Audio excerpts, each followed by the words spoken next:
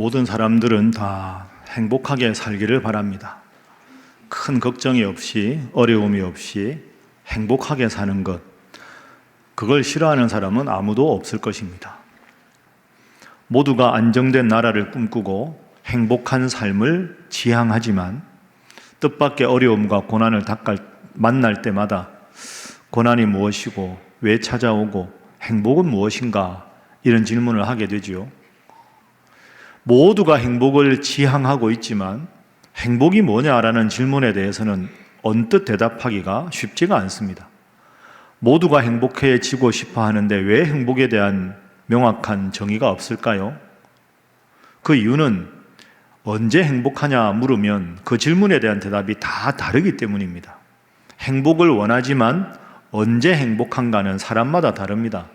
어떤 사람들은 집에서 쉬는 거 제일 행복하다고 하고, 어떤 사람은 홀로 여행 가는 게 제일 행복하다고 합니다. 휴일이 되면 어떻게 지내는 게 제일 좋습니까? 집에서 푹 자는 게 좋습니다 하는 사람도 있고, 휴일이면 무조건 집 밖을 나가야 스트레스가 풀리고 행복하다고 생각합니다. 그러니 행복이라는 단어처럼 보편적인 단어가 없지만 행복을 정의하는 것만큼 어려운 문제도 없습니다. 여러분은 언제 행복하십니까? 행복이 뭐냐? 이렇게 생각을 해보면 여러 가지 정의가 있지만 저는 사람마다 다 다르지만 잘 사는 게 행복이라고 생각합니다. 내가 잘 사는 것, 그게 행복이지요. 산다 하는 게 영어로 being입니다. 존재한다가 being이지요. 잘에 해당되는 게 영어로 well입니다. 그러니까 해피니스라는 행복의 정의가 있지만 또 한편 소박하게 생각하면 잘 사는 것, 내 존재가 즐겁고 행복한 웰빙이 행복입니다. 물론 여러분은 아마 웰빙이라는 단어를 들으면 유기농 음식, 건강한 야채 이런 거 생각하실 텐데요. 그건 건강의 극히 일부분이지 행복은 아니지요. 잘 사는 것, 웰빙이 행복입니다. 그래서 행복이 뭐냐? 제가 생각하는 행복에 대한 가장 적절한 정의는 신체적으로, 정신적으로, 영적으로 잘 사는 상태가 행복이다, 이렇게 생각합니다. 그러면 우리 모두가 행복을 바라는데 어려움이 있고 고난이 찾아옵니다. 우리는 지금 이 나라에 어려움을 몸소 겪고 있습니다. 왜 행복을 원하는 우리의 인생에 고난이 찾아오는가? 이럴 때 우리는 신앙인으로 어떤 삶의 태도를 가져야 하는가? 오늘은 이 질문에 대한 성경의 대답을 찾아보겠습니다. 제일 먼저 행복을 말하기 전에 내 인생에 어려움도 닥친다, 우리나라에도 어려움이 있을 수밖에 없다라는 걸 받아들이는 게 중요합니다. 여러분, 문제에 대한 해결책을 알려면 문제를 정확하게 파악하는 것이 전제가 되어야 합니다. 문제를 정확하게 알아야 해결책도 정확하게 알 수가 있는 거죠. 7남 3녀를 둔 한 가정에 가장이 있었습니다. 7남 3녀니까 유복하고 그 지역 전체에 가장 재산이 많아서 넉넉한 부자였습니다. 거기다가 하나님을 잘 섬기고 이웃을 향해서 베풀기를 좋아하는 사람이었습니다. 남들 보기에는 모든 걸 갖춘 사람, 하나님 잘 섬기고 존경받고 자녀들도 다 복하고 재산도 많습니다. 그렇게 남부럽지 않게 살아가는 그의 인생에 뜻밖의 어려움이 찾아옵니다.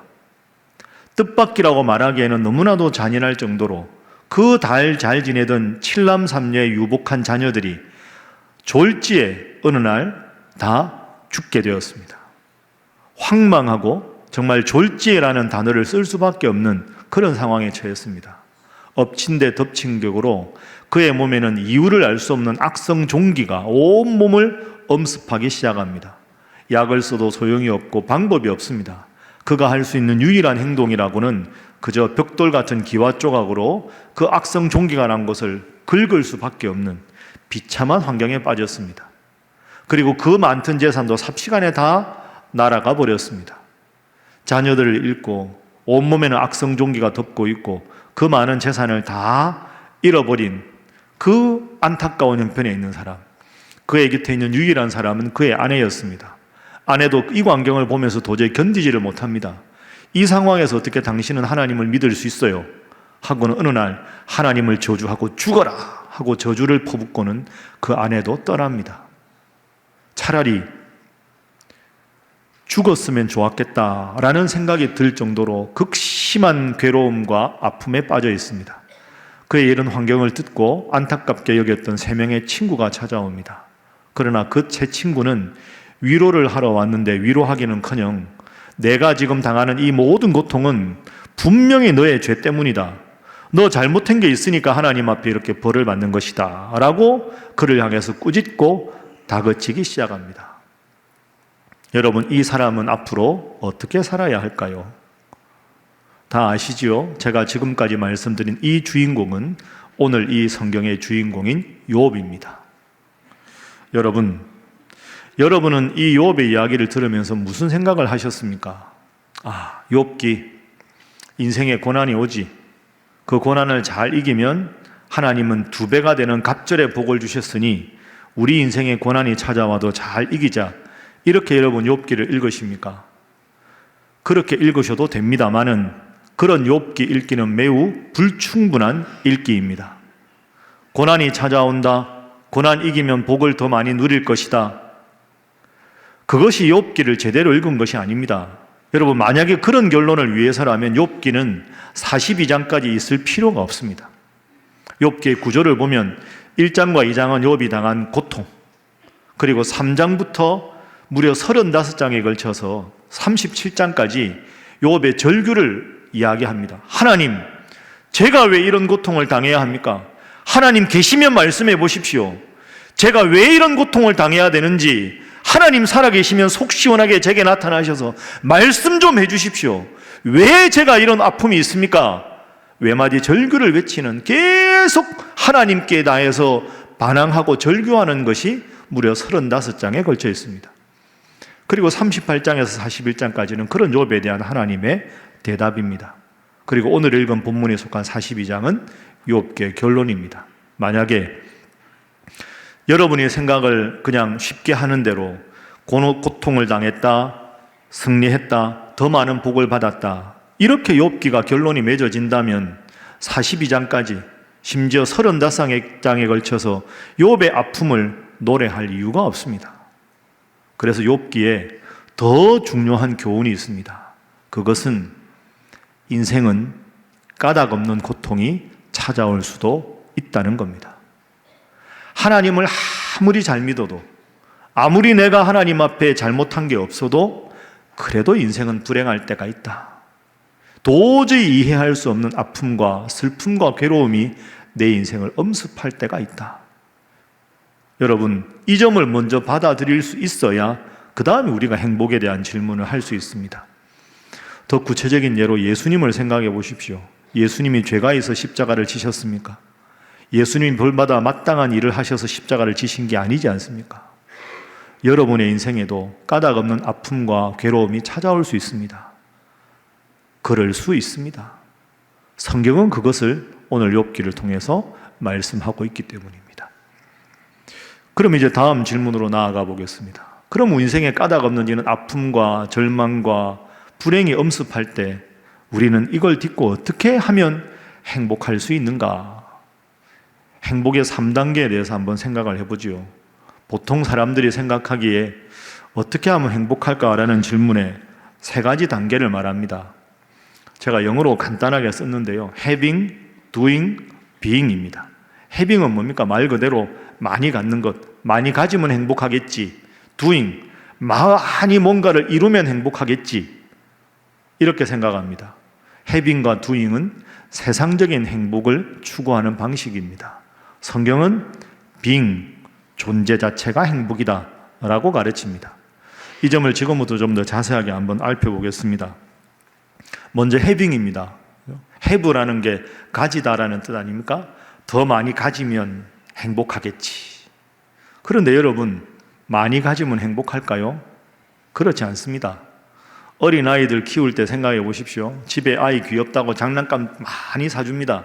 그러면 장난감 갖고 노는데 동생이 생기면 어떡합니까? 자기 장난감 전부 자기 품에 안고 동생이 장난감 손이라도 되면 탁 칩니다. 엄마가 안 보면 탁 얄밉게 때리기도 합니다. 자기가 갖고 노는, 어차피 자기 건데 동생이 갖고 노는 건 놀부심보로 그게 보기 싫다는 거죠. 아이가 아직 미성숙해서 그렇습니다. 그런데 아이만 그렇지 않습니다. 가진 것에 만족하지 못하고 더 많이 가지고 싶어 하는 것, 어른도 그렇게 사는 어른들 많이 있습니다. 더 많이 가지면 행복하겠지. 여러분, 그렇지 않습니다. 가지려는 욕심은 무한하고요. 가질 수 있는 건 유한합니다. 얼만큼 가지면 행복할까요? 욕심은 끝이 없습니다. 더 많이 추구하니까 해빙으로 행복할 수는 없는 거지요. 두 번째로 세상 사람들이 추구하는 것은 doing입니다. 내가 뭔가 많은 것을 이루고 성취하면 행복해지겠지. 더 높은 지위를 찾아서 더 많은 유명인이 되려고 더 많은 유명세를 쫓아서 사람들은 살아갑니다. 물론 성취하면 성취감은 있습니다. 그러나 그 성취감이 오래 지속되지는 않습니다. 올라가면 더 높은 자리, 더 높은 자리, 더 많은 것, 더 대단한 것, 그걸 이루고 싶어 합니다. 일시적인 만족만이 있을 뿐입니다. 그리고 언제까지 우리가 그것을 누릴 수 있겠습니까? 죄송하지만 이제 연세가 드시고 기력이 쇠하면 지혜롭게 내려올 줄도 알아야 합니다. 그런데 더 많은 것을 이루고 더 많은 것을 성취해야만 행복하다고 하면 내가 이제 기력이 쇠해서 점점 내려올 때, 그럴 수밖에 없을 때 내 삶에 공허함을 느끼게 됩니다. 허무함을 느끼게 되지요. 많은 것을 이룬다고 결코 오랫동안 행복할 수 없습니다. 성경의 해답은 무엇이냐? 성경에서 말하는 행복의 조건은 존재 자체가 행복한 사람입니다. 살아나는 것, being이지요. 존재 자체가 행복한 것. 내가 지금 하나님께서 지위를 올려주시면 올라가는 자리에서 행복하고, 내려가라 하시면 겸손을 연습하고, 누리면 누리는 대로 행복하고, 없으면 없는 대로 행복한 것. 상황이 어떻게 펼쳐지느냐에 관계없이 내가 지금 살아가는 나의 모습, 매일의 일상에서 그저 감사할 조건을 찾고 찾아가는 것, 감사하는 것, 그것이 행복입니다. 때로는 자신의 한계에 정직하고 기쁘게 수용하는 일, 그것에 행복이 있습니다. 여러분에게 묻습니다. 여러분은 행복을 위해서 무엇을 추구하십니까? 그저 살아있음에 감사하고 하나님을 믿을 수 있음에 감사하고 여러분을 위해서 기도하는 성도들이 있다는 것에 감사하고 오늘도 예배 끝나고 돌아갈 집이 있다는 것에 감사하고 일상의 작은 것 하나하나에 지난주에 말씀드린 대로 감사의 제목을 알아차리고 그 감사를 주신 누군가에게 고마워하고 그것을 표현해서 날마다 삶 자체가 행복한 여러분 되시기를 주님 이름으로 축복합니다. 우리 옆에 계신 분들과 인사하겠습니다. 일상에 감사하며 살아가시기 바랍니다. 자, 한 번 더 할까요? 거기에 행복이 있습니다. 이제 마지막 세 번째입니다. 그래서 잘 사는 것, 행복은 하나님 앞에 살아갈 때 가능한 겁니다. 하나님과 내가 함께 살아간다, 하나님께 의지하고 살아가는 것, 그것의 행복에 있다는 거죠. 앞서 제가 욥기의 주요한 스토리를 여러분들께 일러드렸습니다. 욥은 큰 어려움을 당했습니다. 그 모든 어려움을 다 겪고 나서 하나님의 말씀을 듣습니다. 하나님의 음성을 들은 다음에 욥이 드디어 42장 5절에 이렇게 고백합니다. 자, 화면 보면서 우리 5절 말씀 다시 한번 들어보겠습니다. 시작. 내가 주께 대하여 귀로 듣기만 하였사오나 이제는 눈으로 주를 배움나이다. 아멘. 내가 주님께 대해서 전에는 귀로 듣기만 하였습니다. 이제는 눈으로 주님을 뵙습니다. 귀로 듣는 것과 눈으로 보는 것, 욥은 이렇게 고백합니다. 고난당하기 전에는 주님께 귀로 들었습니다. 여러분, 귀로 듣는다는 말은 직접적인 것이나 간접적인 것이나 포함하는 겁니다. 내가 직접 들은 것도 귀로 듣는 것인데 누군가가 들은 것을, 목격한 것을 내가 그 사람을 통해서 들은 것도 들은 겁니다. 그러니까 귀로 듣는 건 간접적인 경험도 가능한 거죠. 눈으로 본다는 건 내가 직접 보지 않으면 보았다고 말할 수 없습니다. 그러니까 귀로 듣고 눈으로 본다는 것의 차이는 간접적인 경험이냐 직접적인 경험이냐의 차이입니다.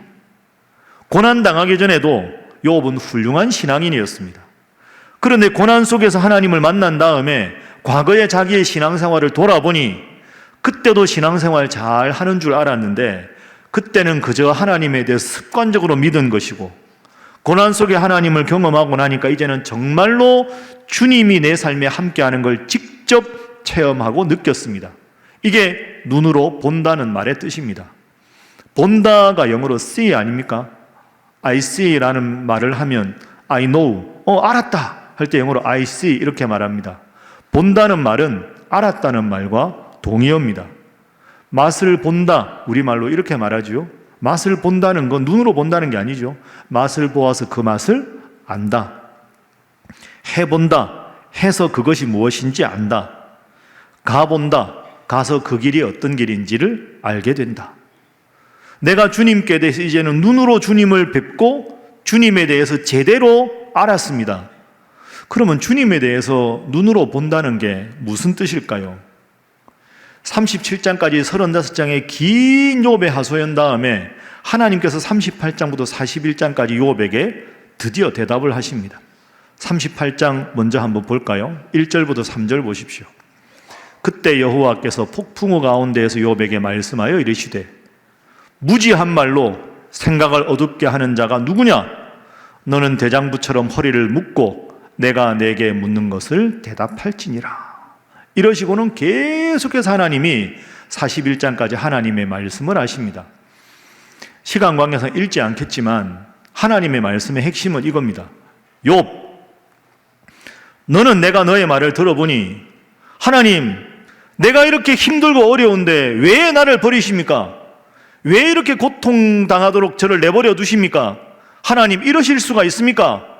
저를 버리신 이유가 무엇입니까? 하나님 계시면 저에게 말씀해 보십시오. 이게 욥의 입장입니다. 하나님의 대답은 이런 겁니다. 욥아, 너의 눈에 내가 보이지 않는다고 내가 너를 버린 것이 아니다. 왜 너의 관점에서만 나를 판단하고 내 눈에 보이지 않는다고 해서 잠시 잠깐 보이지 않는 것이 내가 너에 대한 관심을 끊었다고 생각하느냐? 나는 지금도 온 우주의 운행을 주관하고 있다. 그리고 너에게 특별한 관심으로 너를 바라보고 있는데 내 눈에 보이지 않는다는 이유만으로 내가 너를 버렸다고 나를 단정짓는 너의 좁은 생각이 잘못이다.